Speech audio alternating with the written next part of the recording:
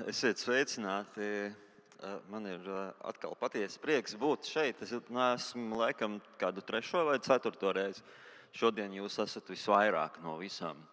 Pirmajā reizē, kad es atbraucu uz māju, šeit bija 8 vai 9 cilvēki. Tas bija jūlijs. Un tad man likās, Rīgā tik maz draudze.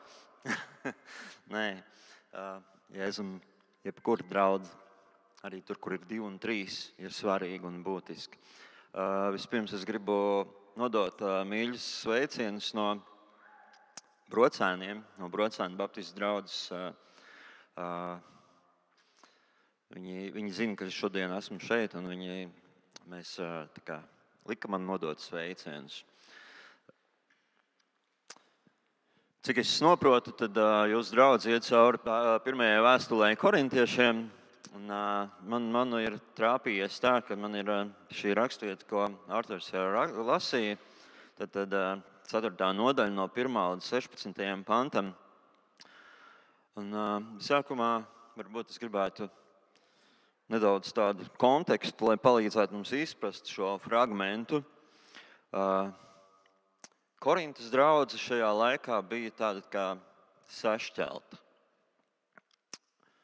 Draudzes locekļi bija izveidojuši tādus, kā jau tā var teikt, tādu fanu klubiņus saviem vadītājiem. Ar saviem uz fanu klubu vadītājiem, uz kuriem viņi balstījās, uz kuriem viņi tā kā cerēja. Vai tas būtu Pāvils vai Apols vai vēl kāds cits. Un šie fanu klubi galu galā sāk cīniņu viens ar otru. Un kļūst skaidrs, ka viņus vairāk uztrauc lojalitāte, jau nevis Jēzum Kristum, bet saviem vadītājiem. Un Pāvils būtībā viņiem saka, ka viņi kaut ko, vai drīzāk pareizāk sakot, būtu visu ir sapratuši nepareizi. Viņi bija tikai kalpi. Viņi bija tikai kalpi, kas bija norīkoti palīdzēt Korintas draudzei būt uzticīgai Kristum. Viņiem nebija paredzēts novērst viņu uzmanību no uzticības Jēzum Kristum. Un tas ir šīs raksturvietas fons. Un tad 4. nodaļas 1. un 2. pantā Pāvils apraksta, kāda tad ir tā viņa faktiskā loma viņa kalpošanā. Kāds ir, ja tā var teikt, viņa darba pienākumu apraksts. Un, kad mēs sākam skatīties 1. pantu, 1. 2. pantu, tur ir vārdi, kas apraksta šo lomu un amatu. Un pirmkārt, pirmais vārds ir kalpi. Tas ir interesants vārds, kalpi. Jo šeit tas tiek tulkots, tā nozīme ir tāda, kā tajā laikā bija tie kuģa airētāji, kas sēdēja apakšējā klājā un vienkārši airēja, lai kuģis kustētos uz priekšu. Un, ja mēs domājam par to, tas nebija tāds tā kā prestižs kaut kāds darbs vai kaut kas slepns.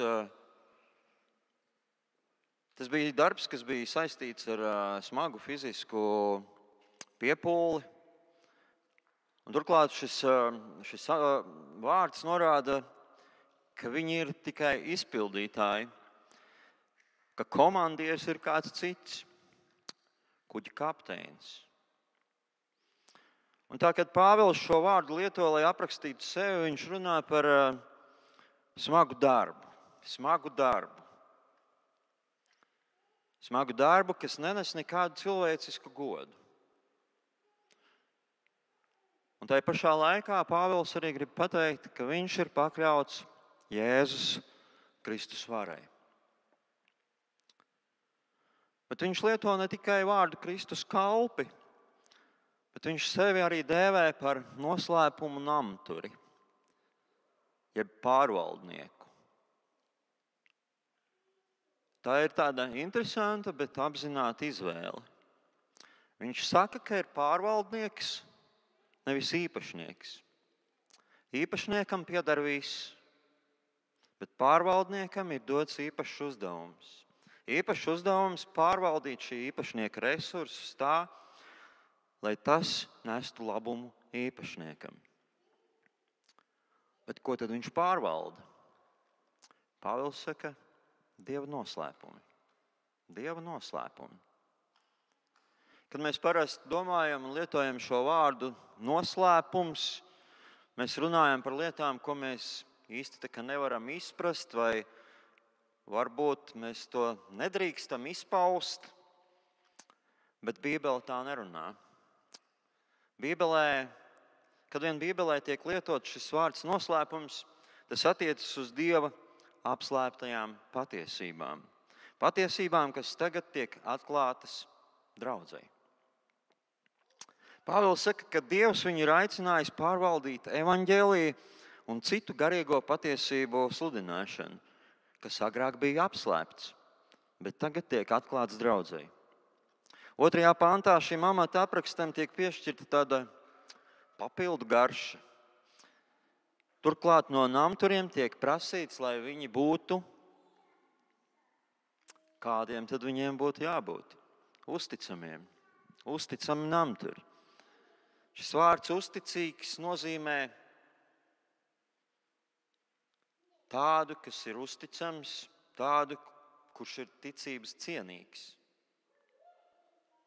Pāvils saka, ka īpašnieks, un Pāvila gadījumā tas ir Jēzus Kristus, ir uzticējis viņam savu mantu. Kas ir šī manta? Mēs visi saprotam, ka tas ir evaņģēlijs. Tas ir evaņģēlijs un citas garīgās patiesības. Lai viņš to varētu pārvaldīt Kristus vārdā. Tad tas nozīmē lielu uzticēšanos. Tas nozīmē lielu uzticēšanos. Un tad, kad ir liela uzticēšanās, mēs domājam, ka var arī pastāvēt tāda atbildības nasta. Jo jūs rūpējaties par kaut ko, kas pieder kādam citam. Un tas mums saka, ka pārvaldniekam ir jābūt ne tikai kompetentam un prasmīgam vadībā. Ne tikai kompetentam un prasmīgam, bet pirmkārt un galvenokārt uzticamam un drošam. Jā, savā ziņā mēs varam teikt, ka pārvaldnieka rakstura uzticamība ir svarīgāka par to, cik prasmīgs viņš ir vadītājs. Pāvils savu kalpošanu uzskatīja par tādu, ko viņam uzticējis Jēzus Kristus, bet arī par tādu, kurā viņš ilgojas tikt saskatīts kā uzticams un drošs pārvaldnieks. Un viņš saka Korintas draudzei, ka tieši tā viņiem arī vajadzētu uzskatīt gan viņu, gan Apolu. Vienkārši par kalpiem un pārvaldniekiem, kuri pilda savu kunga norādījumus. Un tad, kad mēs to lasām un salīdzinām ar mūsdienu draudžu kultūru, šķiet, ka tas ir kaut kas mazliet citāds. Nereti mūsdienās draudzēs mācītāja loma vairs nav loma, ko pilda konkrēti cilvēki draudzē. Nereti tas ir jau izaug par tādu kā titulu. Ir noderīgi dažkārt izvērtēt, vai mēs uztveram mācītāju kā lomu, vai arī tas ir pārveidots par titulu, prestižu simbolu. Bībeliski runājot, tā ir kalpa un pārvaldnieka loma. Smags darbs, bez goda, Jēzus pakļautībā. Jēzus pakļautībā, kuram ir uzticēts evaņģēlijs un garīgās patiesības. Apzinoties, ka Jēzus mums uztic kaut ko tik svarīgu, mēs uzņemamies lielu atbildību. Tā ir pazemīgas kalpošanas loma, bet ne tikai tā ir arī tāda liela atbildība kalpošanā. Mēs lasām Man neko tas nenozīmē, nec ka jūs mani tiesājat, nec cilvēku tiesa, nec arī es pats sev esmu tiesnesis. Es pats nekādu vainu pie sevis neapzinos, taču tas mani neattaisno. Vienīgi Kungs ir mans tiesnesis. Tā kā netiesājiet pirms laika, kamēr nav atnācis Kungs, viņš nāks un apgaismos tumsā apslēpto un darīs redzamus sirds nodomus. Un tad katram būs sava uzslava no Dieva. Aplūkojot tajās iepriekšējās nodaļas, šķiet, ka Korintas draudzē bija kāda noteikta daļa kristiešu, kas pārsteidzīgi kritizēja Pāvila kalpošanu. Īpaši jau viņa oratoru spējas. Viņam droši vien šķita, ļoti iespējams šķita, ka viņam trūkst šī daļrunība salīdzinājumā ar citiem vadītājiem. Viņi gaidīja tādu harizmātisku, tādu, un dominējošu vadītāju. Uzskatīja, ka viņš nav īstais cilvēks. Bet atbildot uz šo, Pāvils cenšas pateikt, ka viņš nemeklē. Viņš nemeklē apstiprinājumu savai uzticībai kalpošanā ne baznīcā, ne cilvēku tiesā, ne pat sevī. Cilvēku viedokļi vai spriedumi par viņu kalpošanu nav kritērijs, ko viņš izmanto.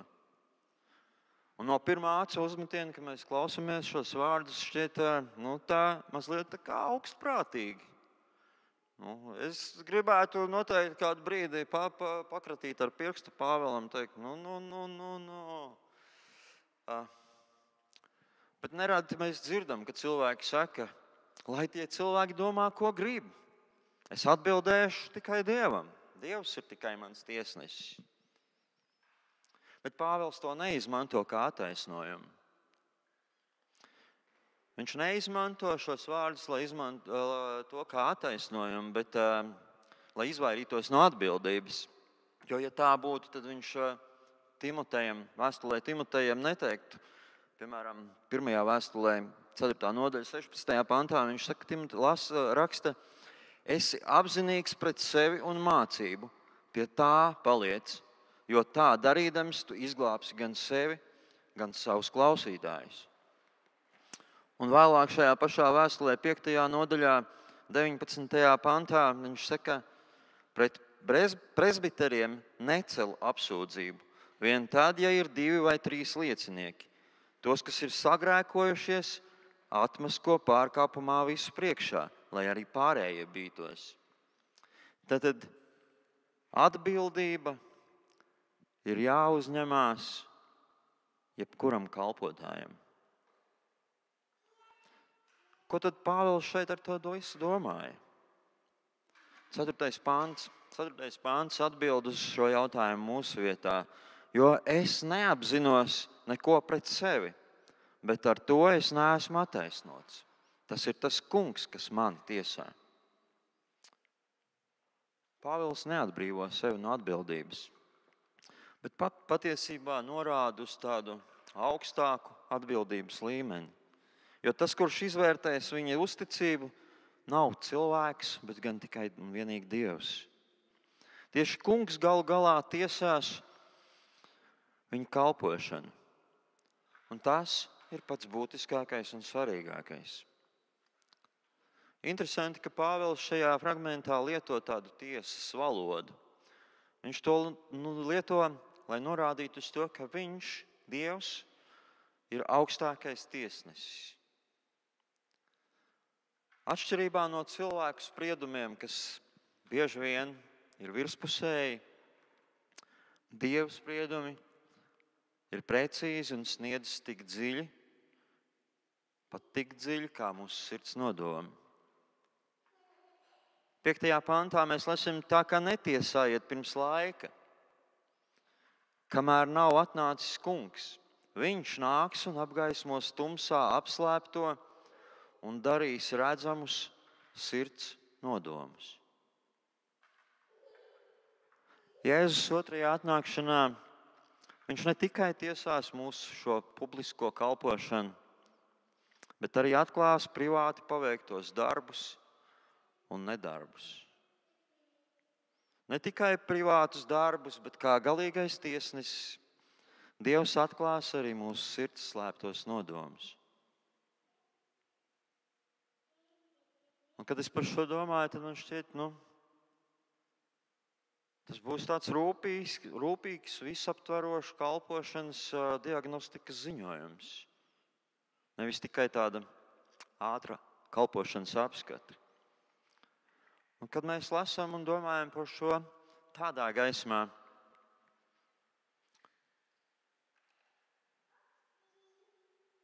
tādā veidā ir prātu veldzējoša patiesība apzināties, ka Dievs, kurš ir galīgais taisnīgais tiesnesis, patiesībā tiesās mūsu kalpošanas kvalitāti. Tas nav Instagram vai TikTok sekotāju skaits. Tas nav kādu patīk vai laiku skaits mūsu profilos. Tas pat nav cilvēku skaits, kas ierodas mūsu dievkalpojumos. Tie nav aplausi un uzslavas, ko saņemam no citiem cilvēkiem. Dievs pārbaudīs un tiesās mūsu kalpošanas uzticību. Kas to visu saka? Pāvils. Pāvils, neskatoties uz visiem viņa sasniegumiem. Uz visiem sasniegumiem viņš bija pazemīgs. Pazemīgs savā kalpošanā, jo zināja, kam viņš ir atbildīgs. Un kas gal galā tiesās šo viņa kalpošanu. Tas ir līdzīgi kā, iedomājiet, nama pārvaldnieks. Apkārtējie cilvēki, kas dzīvo šajā namā, saka, tu esi baigi labais, tu ļoti labi strādā. Un šis nama pārvaldnieks saka, jā, viss ir kārtībā, bet svarīgi ir tas, ko domā mājas īpašnieks.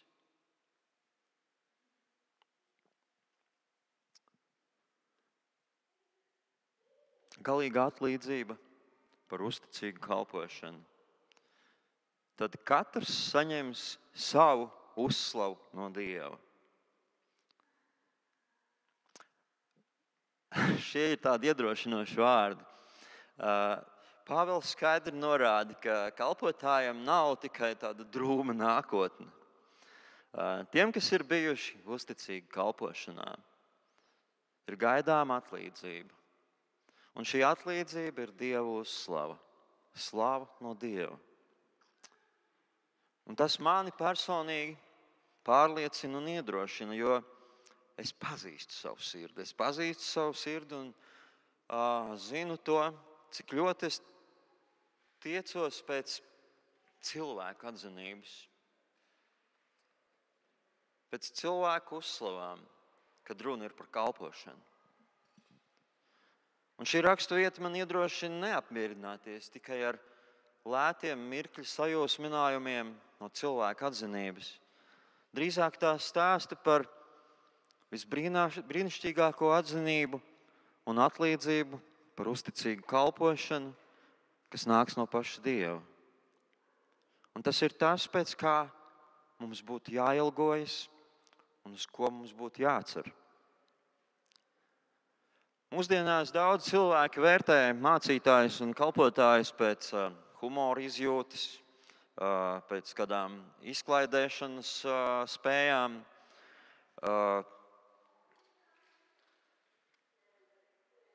Dažreiz ir svarīgi, kā tas mācītājs izskatās. Tur ir svarīgs varbūt arī kādas prasmes mārketingā vai cilvēku piesaistīšanā. Taču tas nozīmē domāt tālāk nekā rakstīts. Plašākā nozīmē šī ir ļoti svarīga mācība. Nedomāt tālāk par rakstīto. Mums katra norāde būtu jāsmeļās no rakstiem. Dažreiz ir tādi jautājumi, ko mēs uzskatām par bībelisku. Ko mēs uzskatām par bībelisku? Vai tas kaut kas, kas nāk no Bībeles, vai arī kā bieži vien cilvēki neredz saka, ka lietas ir bībeliskas, ja viņi nevar atrast Bībelē kaut ko, kas kur tas neļauj to darīt, vai ne? Vai kas to Bībeles raksturvietas, kas to īpaši nosoda, ja tāda raksturvieta nav, tad viss pārējais ir bībelisks. Tas nozīmē domāt tālāk par rakstīto. Fakts ir tāds, ka lielākā daļa mācītāju vai cilvēku kristīgajā kalpošanā savas dzīves laikā netiks atzīti. Tikai kāda neliela daļa kļūs par tādiem ietekmīgiem draugu dibinātājiem, varbūt slaveniem oratoriem, mācītājiem. Visticamāk, lielākajai daļai no viņiem kalpošana pasaules acīs būs nenozīmīga. Un šajā fragmentā ir teikts, ka tas ir labi. Tas ir labi. Jo pēc visu mūžu, kas pavadīts uzticīgi kalpojot un pārvaldot savu aicinājumu, viņus sagaida vislielākā atzinība un atlīdzība. Slāva no paša Dieva. Kad mēs skatāmies tālāk, mēs zinām, redzam, ka korintiešu sirdīs bija jaušams tāds lepnuma iezīmes. Un tāpēc Pāvils uzrunā viņu lepnās sirdis ar tādiem 3 jautājumiem. Pirmkārt, kas tevi atšķir no citiem? Ja starp mums pastāv kāda atšķirība, tad tas ir tikai tāpēc, ka Dievs to ir devis. Ka Dievs ir veicis kādas izmaiņas mūsos. Un man ar to nav jālepojas. Un kas tev ir, ko tu nebūtu saņēmis? Viss, kas mums ir, to mēs esam saņēmuši no Dieva. Un 3. jautājums. Kāpēc tu lepojies, it kā tu to nebūtu saņēmis? Ja tas, kas tev ir dots garīgi, ir Dieva dāvana, kāpēc tu lepojies ar to, it kā tas būtu tavs sasniegums? Šādai sevi slavināšanai nav nekāda iemesla. Šiem 3 jautājumiem vajadzētu mums rosināt mūsos citus jautājumus manā sirdī. Un pirmkārt jau, vai es patiesi atzīstu Dieva nopelnus? Dieva nopelnus par savu pestīšanu. Vai es dzīvoju ar pazemīgas pateicības sirdi? Un ņemot vērā, kā esmu saņēmis no Dieva, ko es varu dot viņam? Lasot 9. pantu vēlreiz, Pāvils attiecībās ar korintiešiem ieņem tādu mazliet sarkastisku tonu. Viņš būtībā vēlas, lai viņi redzētu, kā lepnums ir aizēnojis viņu skatījumu uz sevi. Taču realitāte ir citāda. Viņi patiesībā nav tik lieliski, kā paši domā. Tas, ka viņi seko noteiktam vadītājam, nepadara viņus lieliskus. Neveicina kādu viņu reputāciju. Realitāte ir tāda, ka tādi mācītāji kā Pāvils tiek uzskatīti par pasaules atkritumiem. Patiesībā, ja mēs tā domājam, jebkurš kristietis, jebkurš Jēzus sekotājs tiek uzskatīts par vāju, par dīvainiem cilvēkiem. Un gan jau arī jūs esat saskārušies ar tādu attieksmi, vai ne? Realitāte ir tāda, ka šī kristīgā dzīve un kalpošana kungam nav viegla.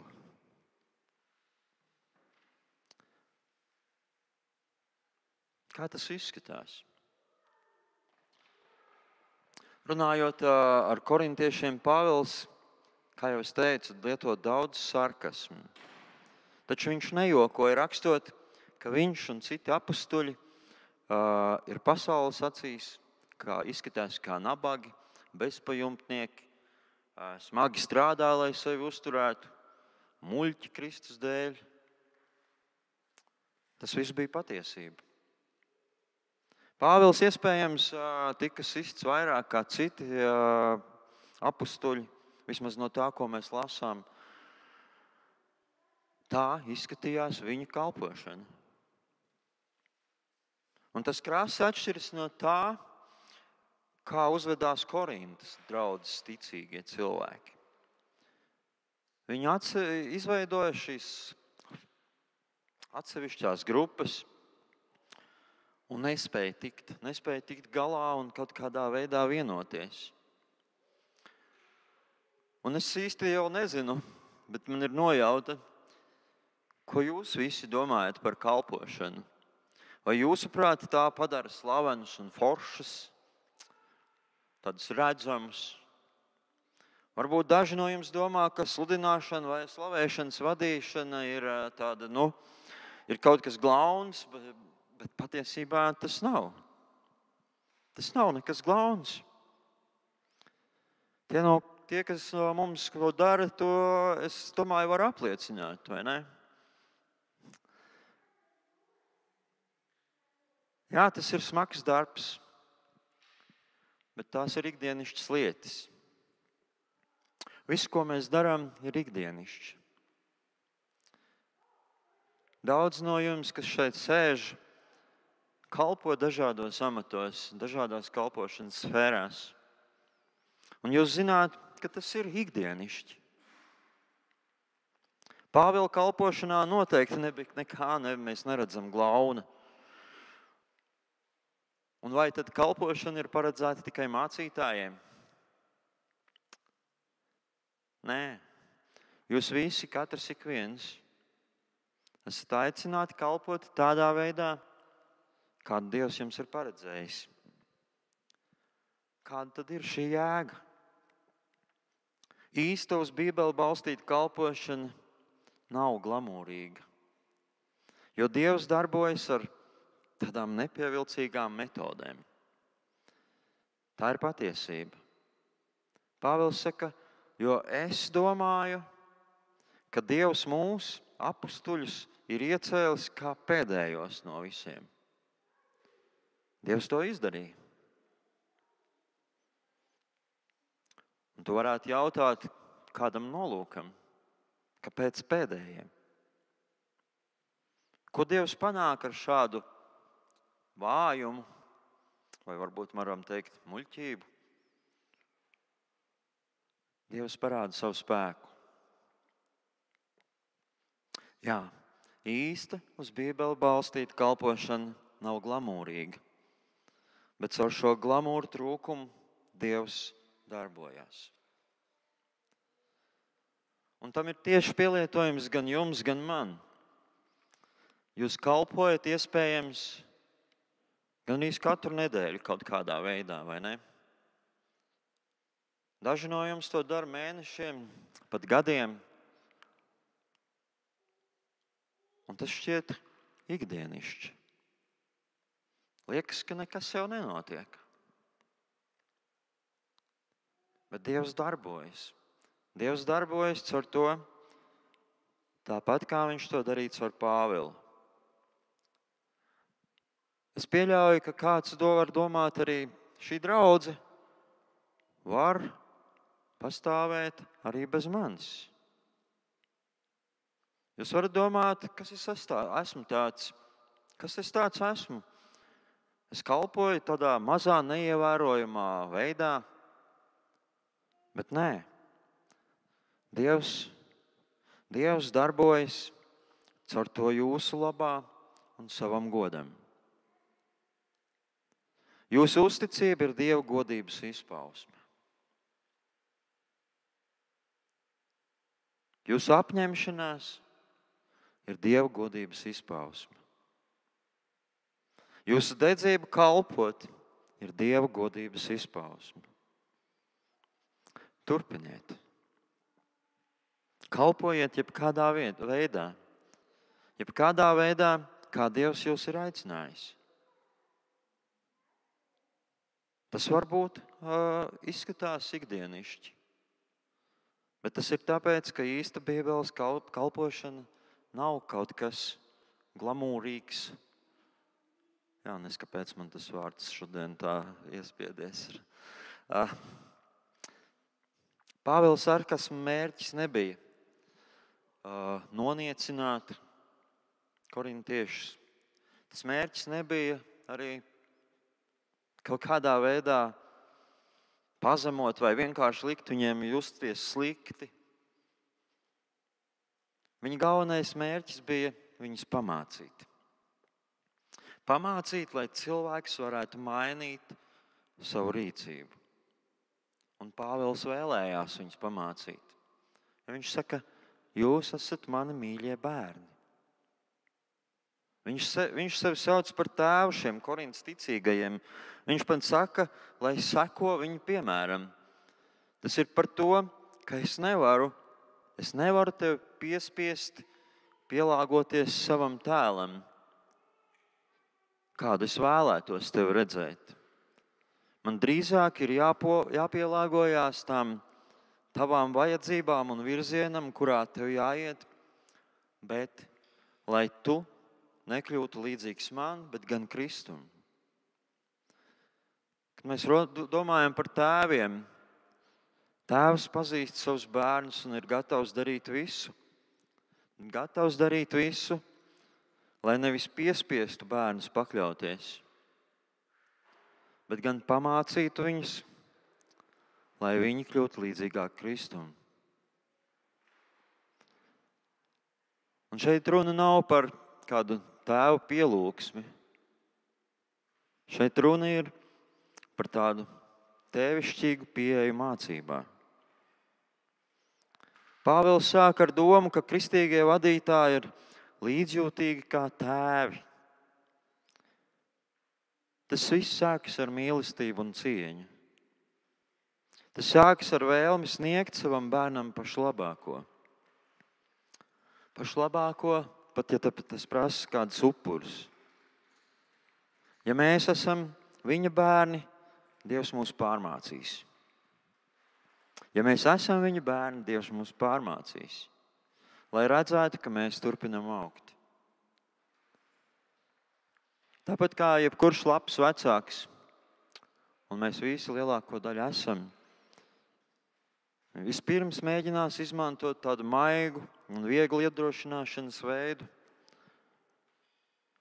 Bet ja mēs izvēlamies neatbildēt uz šo vieglo ceļu,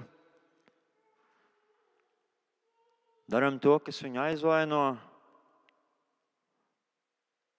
viņš sniegs kādu sāpīgāku pārmācību. Varbūt nepieciešama prioritāšu kāda korekcija. Mums visiem tas ir vajadzīgs.